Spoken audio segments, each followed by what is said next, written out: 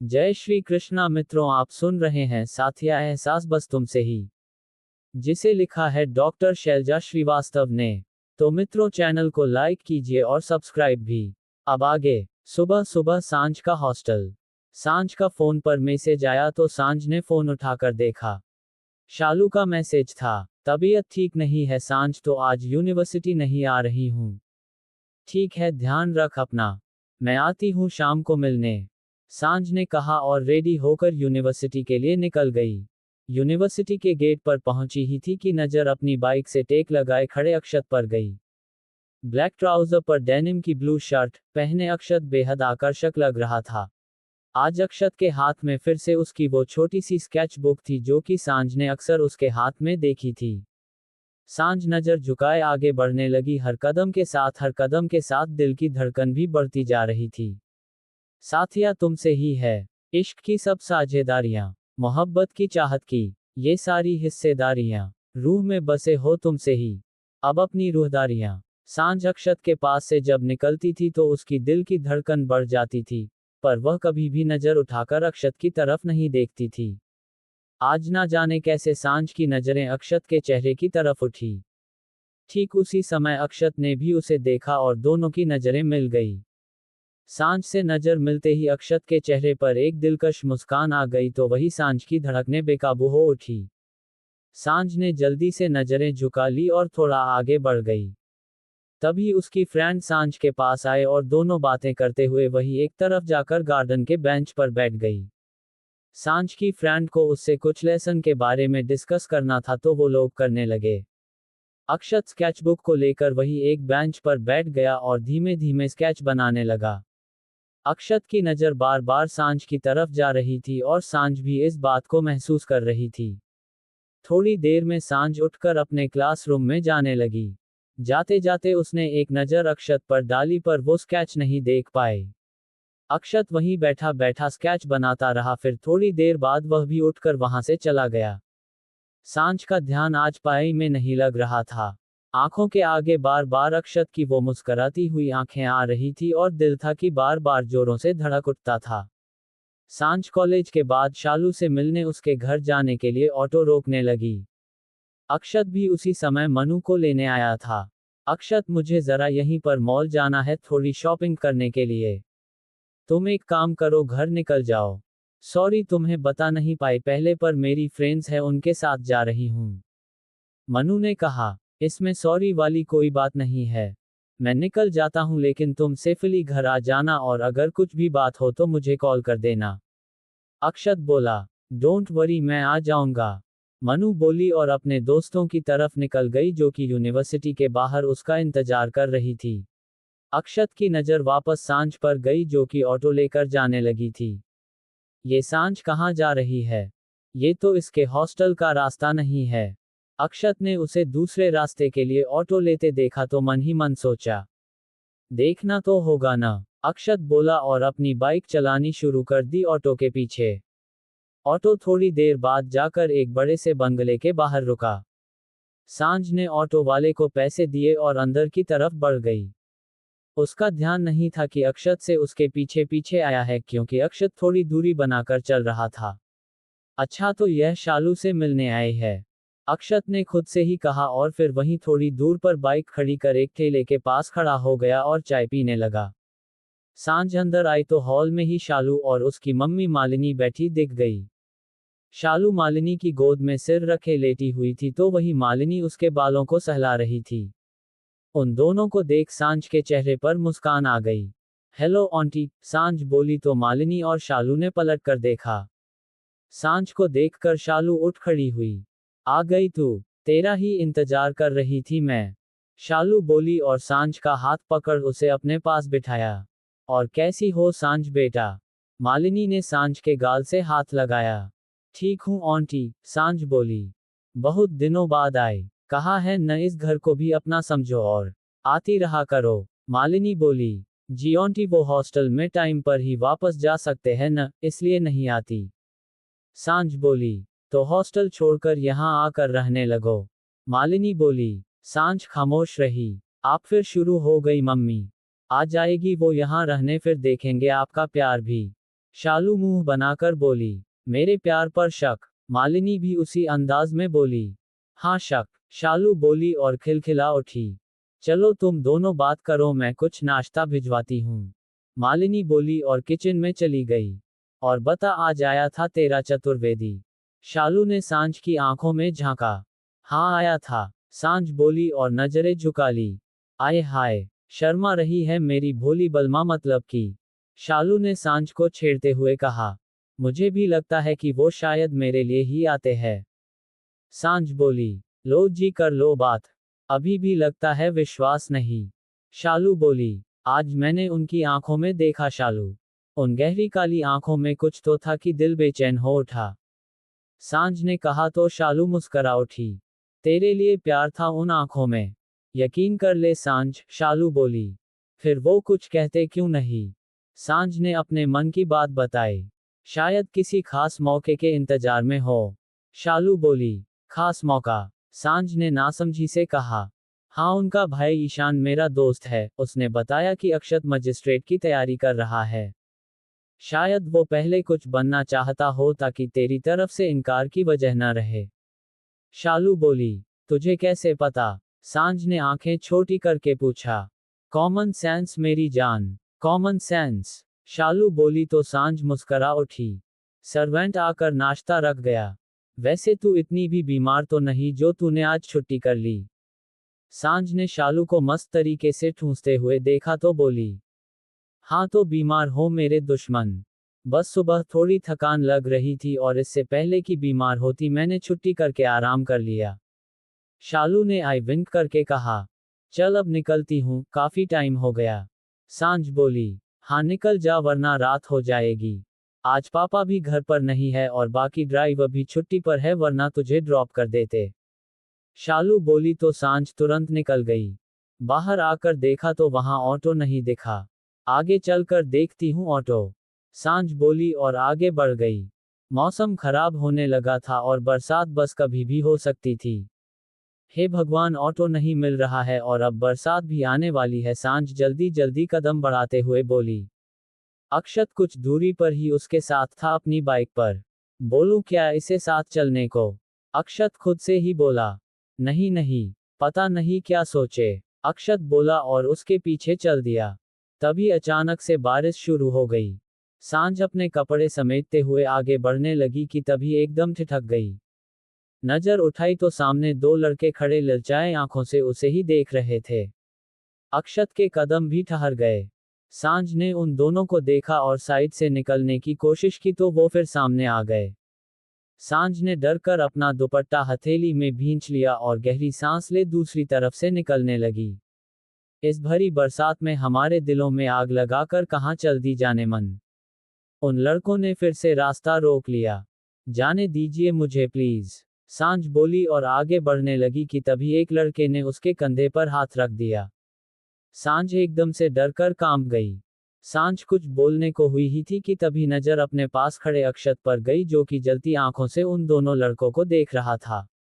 सांझ ने भरी आंखों से अक्षत की तरफ देखा तो अक्षत ने पलकें झपकाए। हाथ हटा। अक्षत की आवाज सख्त हो गई और नजर सांझ के कंधे पर रखे उस लड़के के हाथ पर थी।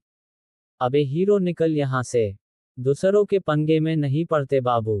वो लड़का बोला। मैं दूसरों के नहीं सिर्फ अपने मामले में बोलता हूँ।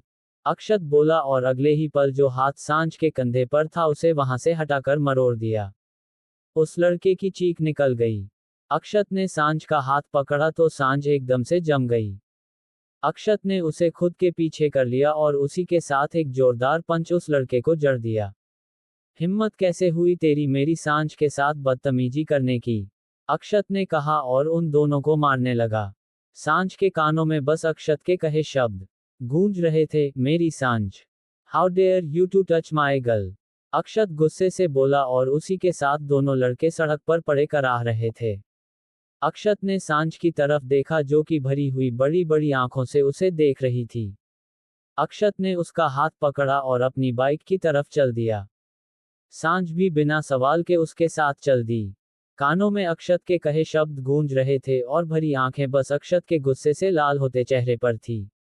बैठो, अक्षत बाइक स्टार्ट करके बोला पर सांझ नहीं बैठी। अक्षत ने सांझ की तरफ देखा जो कि न जाने क्या सोच रही थी। सांझ, अक्षत बोला तो सांझ ने नजर उठा उसकी तरफ देखा। विश्वास कर सकती हो, कभी भी तुमको हर्ट नहीं कर सकता मैं, और न ही करूंगा। अक्षत बोला तो सांझ की पलकें झुक गई और 2 बूंदें गालों पर बिखर गई। आंसू नहीं देख सकता इन आंखों में। घबराओ मत, सब सही है और जब तक मैं हूं साथ कुछ गलत नहीं होगा। अक्षत ने कहा तो सांझ ने पलकें उठाकर उसकी तरफ देखा। चलो तुमको हॉस्टल छोड़ देता हूं। अक्षत ने कहा तो सांझ उसके पीछे बाइक पर बैठ गई। उसी के साथ अक्षत ने बाइक आगे बढ़ा दी। बरसात तेज हो गई थी। अक्षत बाइक धीरे धीरे चला रहा था। सांझ बस खोई हुई सी उसके पीछे बैठी रही। कानों में अक्षत के कहे शब्द गूंज रहे थे। हिम्मत कैसे हुई तेरी मेरी सांझ के साथ बदतमीजी करने की। सांझ ने एक नज़र अक्षत की पीठ पर डाली और अपना हाथ उसके कंधे पर रखने को उठाया, फिर वापस नीचे कर लिया। How dare you to touch my girl. सांझ के कानों में फिर से आवाज गूंजी। सांझ के चेहरे पर हल्की सी मुस्कान आई पर उसने हाथ अक्षत के कंधे पर नहीं रखा। अक्षत समझ रहा था उसकी झिझक को। थोड़ी देर में वो लोग हॉस्टल के बाहर थे। अक्षत ने बाइक रोकी तो सांझ बाइक से उतर के नीचे खड़ी हो गई और जैसे ही जाने को हुई अक्षत की धीमी और गहरी आवाज उसके कानों में पड़ी। आज उन हालातों में मेरे मुंह से वह बातें निकल गई जो मैं अभी तुमसे नहीं कहना चाहता था। अक्षत बोला तो सांझ ने एक नजर उसकी तरफ देखा और फिर नजरें झुका ली। सॉरी अगर तुम्हें बुरा लगा हो तो। तुमको हर्ट करने का मैं सोच भी नहीं सकता, अक्षत ने कहा। सांझ ने कोई जवाब नहीं दिया और जाने के लिए वापस मुड़ने लगी कि तभी एक अक्षत ने अपनी पॉकेट से निकालकर एक कार्ड उसकी हथेली पर रख दिया। कभी भी लगे कि अकेली हो या तुम्हें जरूरत है, सिर्फ एक कॉल कर देना, मैं जहां कहीं भी होऊंगा तुम्हारे सामने आ जाऊंगा, अक्षत ने कहा। सांझ अब भी खामोश रही। आज के बाद कभी खुद को अकेला मत समझना, मैं हूं साथ हर कदम पर, अक्षत बोला तो सांझ ने नजर उठाकर उसकी तरफ देखा और फिर जल्दी से अपने हॉस्टल के अंदर चली गई। अक्षत की आंखों में देखने की हिम्मत थी और ना ही अक्षत के दिल की बात जानने के बाद वहां खड़े रहने की। दिल की धड़कनें एकदम से तेज रफ्तार में चल रही थी। अक्षत ने आज थोड़ा सा ही सही पर अपने दिल की बात कही थी और सांझ के लिए बहुत बड़ी बात थी। अब तक शालू हमेशा उससे कहती थी कि अक्षत उसे पसंद करता है, उसके लिए आता है। आज अक्षत के मुंह से भी यह सब सुनकर सांझ के पेट में तो तितलियां उड़ रही थी। उसे खुद की किस्मत पर यकीन नहीं हो रहा था कि कॉलेज का इतना हैंडसम लड़का जिसको अपना साथी बनाने के लिए हर लड़की बेताब है, वह उसे पसंद करता है।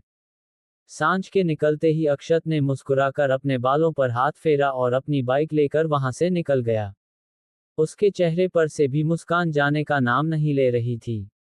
अनएक्सपेक्टेड तरीके से ही सही पर उसने आज सांझ से अपने दिल की बात कह दी थी। वह जानता था कि सांझ के दिल में भी उसके लिए फीलिंग है, पर आज जब इतना सुनकर भी सांझ शांत थी तो अक्षत सांझ की तरफ से श्योर हो गया था।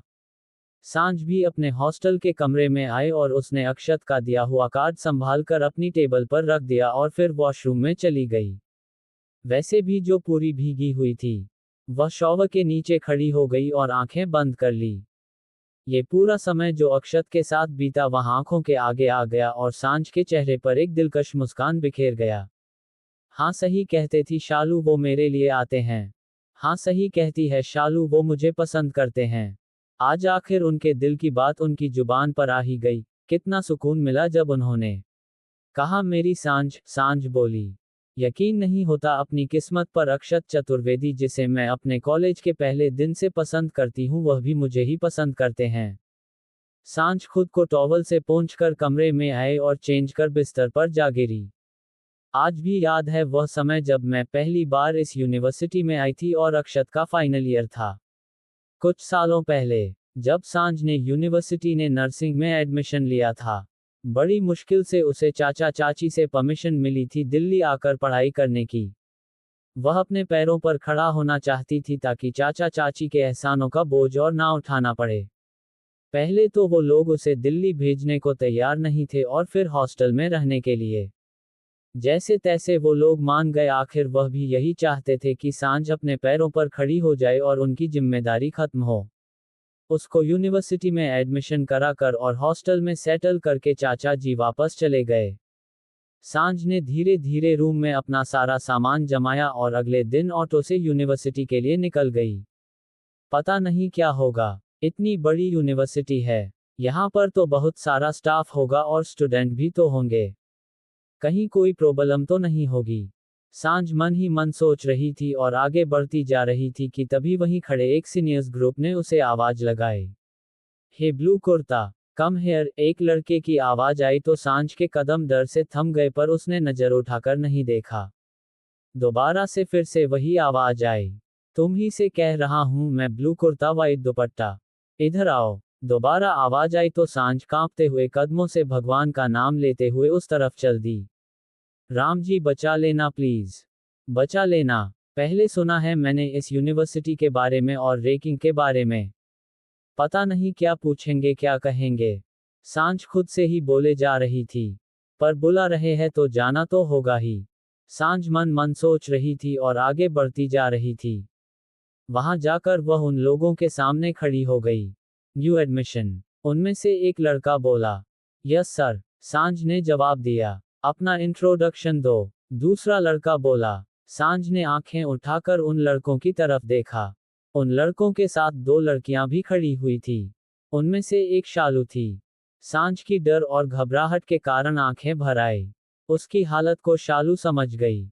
जाने दो ना यार, क्यों परेशान कर रहे हो, शालू बोली। इसमें परेशान करने का क्या हुआ शालिनी, लास्ट ईयर हमारी भी तो रैंकिंग हुई थी न, इसमें कुछ बड़ा तो नहीं है, वो लड़का बोला और चुप हो गया।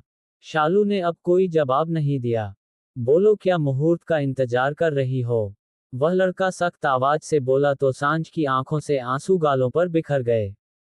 वो वैसे भी सीधी सादी लड़की थी।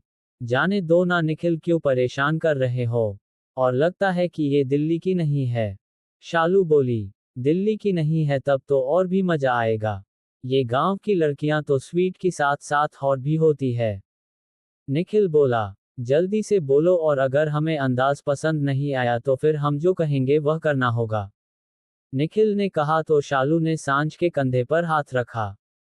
क्या फर्क पड़ता है, इतना क्यों नर्वस हो रही हो, उनको सिर्फ इंट्रो चाहिए, नाम बता दो अपना, शालू ने कहा। गुड मॉर्निंग सर, मेरा नाम सांझ सिंह है और मैं उत्तर प्रदेश से हूँ, यहाँ पर नर्सिंग का कोर्स करने आई हूँ, सांझ ने कहा। वही एक तरफ अपनी बाइक पर बैठा अक्षत, जो कि अपने किसी फ्रेंड से बात कर रहा था, ना जाने कैसे सांझ की आवाज उसके कानों में पहुंची और वह खूबसूरत आवाज वाली इस लड़की की तरफ देखने को मजबूर हो गया, जिसकी आवाज ही उसकी मासूमियत बयां कर रही थी।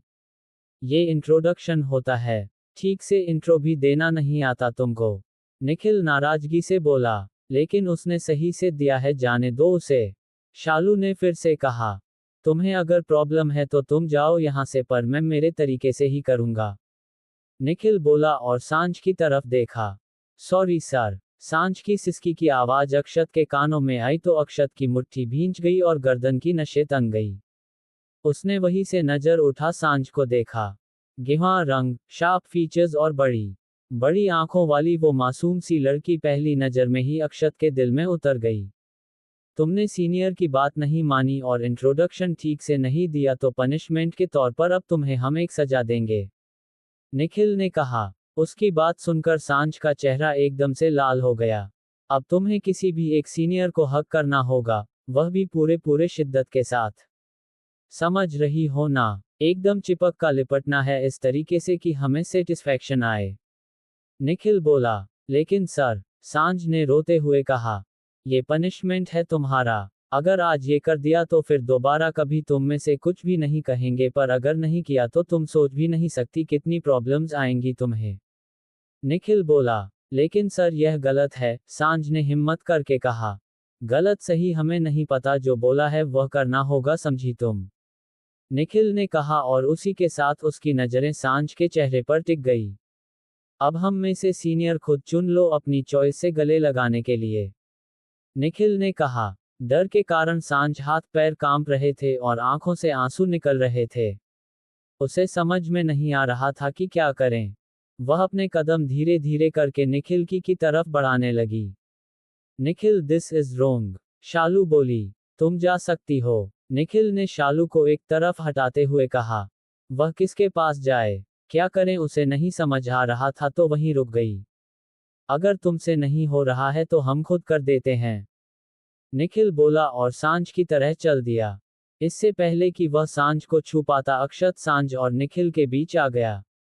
सीनियर को गले लगाना है, वो भी ऐसे कि सीनियर को सेटिस्फेक्शन हो। अक्षत बोला तो निखिल ने आंखें छोटी करके उसे देखा। सुपर सीनियर अक्षत चतुर्वेदी, लॉ डिपार्टमेंट, शालू के मुंह से निकला तो सांझ ने भी भरी आंखों से उसे देखा। दूध सी सफेद रंगत, लंबा कद, घुंघराले से बिखरे बिखरे बाल, लंबी सी नाक और बेहद आकर्षक चेहरा। प्रिंस सिंडरेला की स्टोरी वाला सांझ के दिल में आवाज उठी और उसने एक बार अक्षत के मुस्कान लिए चेहरे को देखा और फिर नजरें झुका ली।